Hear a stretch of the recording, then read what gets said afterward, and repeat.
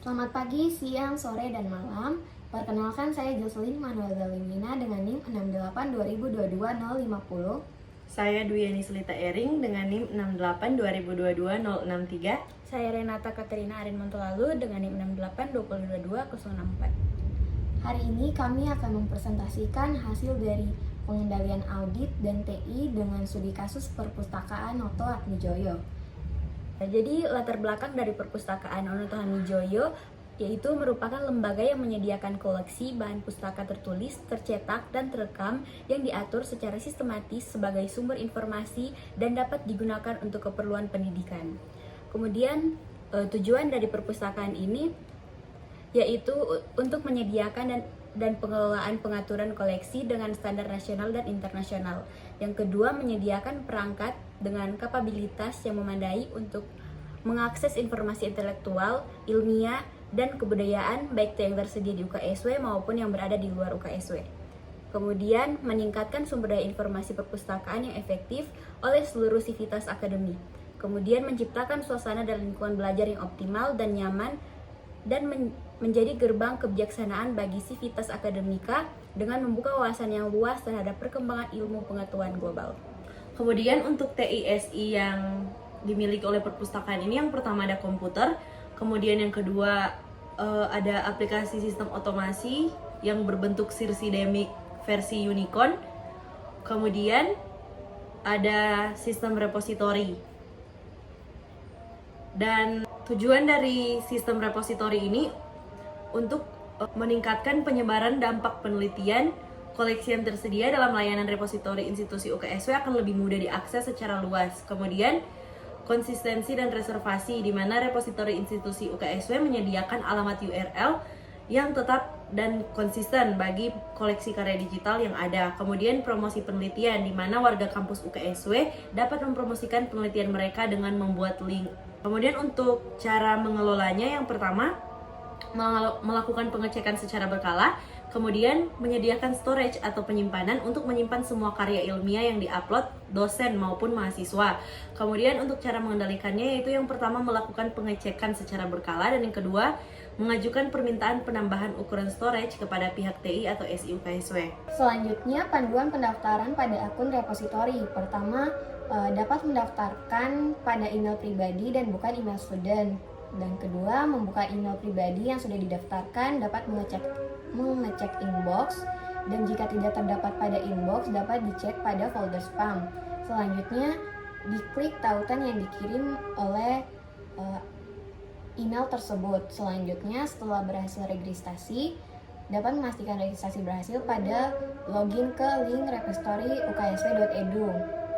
Setelah itu, melakukan sign out pada MyDispace. Selanjutnya, memasukkan email yang sudah terregistrasi dengan password yang baru yang telah dibuat. Selanjutnya, dapat mengisi formulir verifikasi pada pendaftaran akun repositori institusi.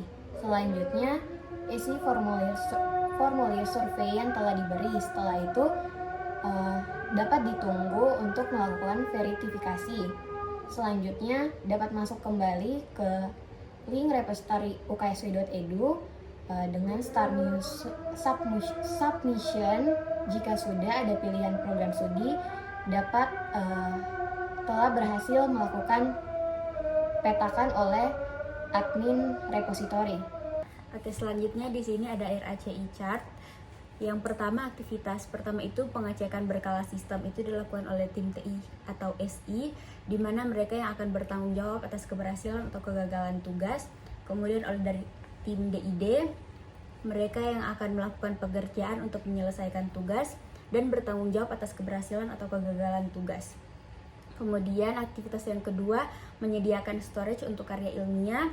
Dari tim TI atau SI, mereka yang akan melakukan pekerjaan untuk menyelesaikan tugas dan bertanggung jawab atas keberhasilan atau kegagalan tugas. Dan untuk tim DID sama juga.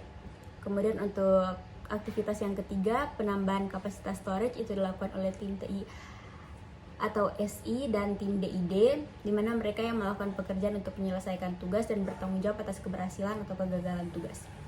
Kemudian pengolahan akses dan keamanan data itu dilakukan oleh tim TISI dan tim DID, di mana mereka yang akan melakukan pekerjaan untuk menyelesaikan tugas dan bertanggung jawab atas keberhasilan atau kegagalan tugas. Kemudian proses pengolahan mandiri itu dilakukan oleh dosen dan mahasiswa, di mana mereka yang akan melakukan pekerjaan untuk menyelesaikan tugas dan bertanggung jawab atas keberhasilan atau kegagalan tugas. Kemudian untuk digitalisasi koleksi fisik itu dilakukan oleh tim TI atau SI, di mana mereka yang akan bertanggung jawab atas keberhasilan atau kegagalan tugas.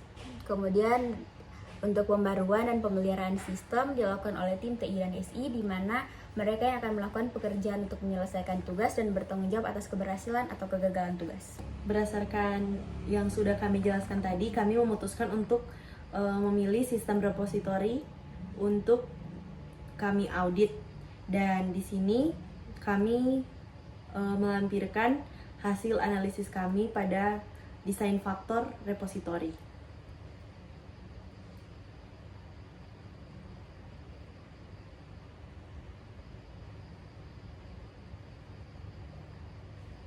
Ini merupakan kanvas dari hasil desain faktor yang telah kami buat dari desain faktor 1 sampai 10.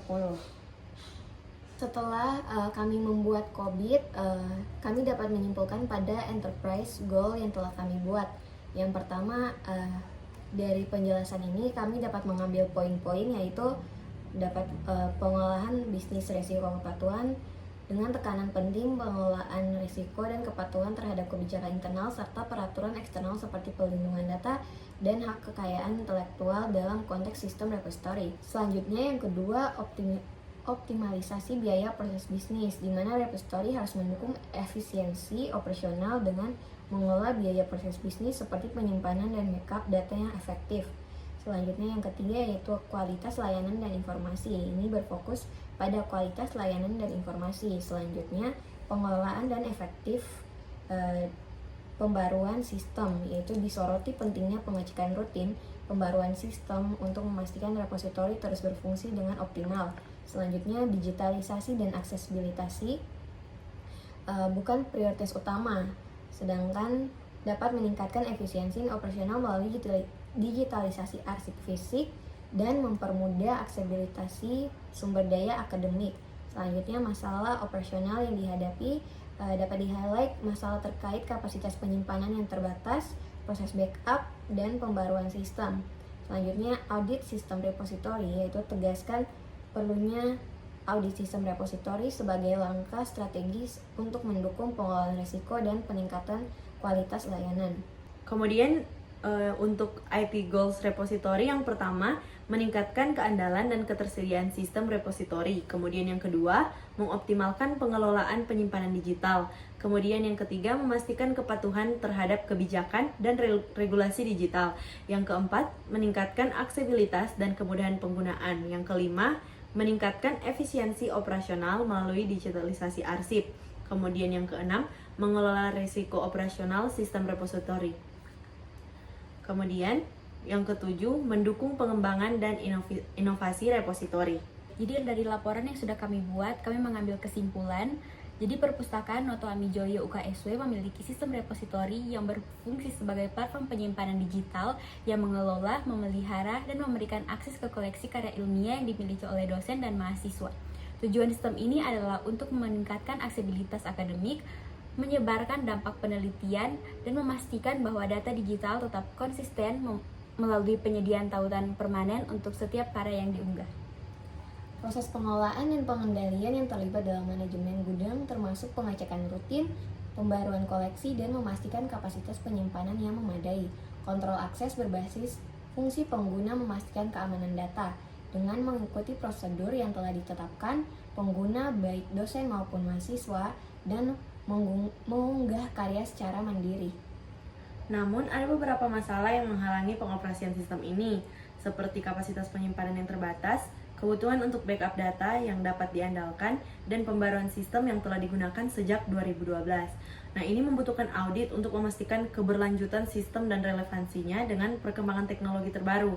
Audit ini bertujuan untuk mendukung inovasi di bidang digitalisasi akademik dan meningkatkan keandalan, aksesibilitas, dan efisiensi sistem.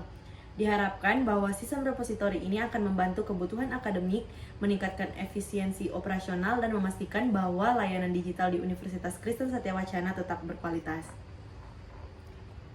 Sekian dan terima kasih.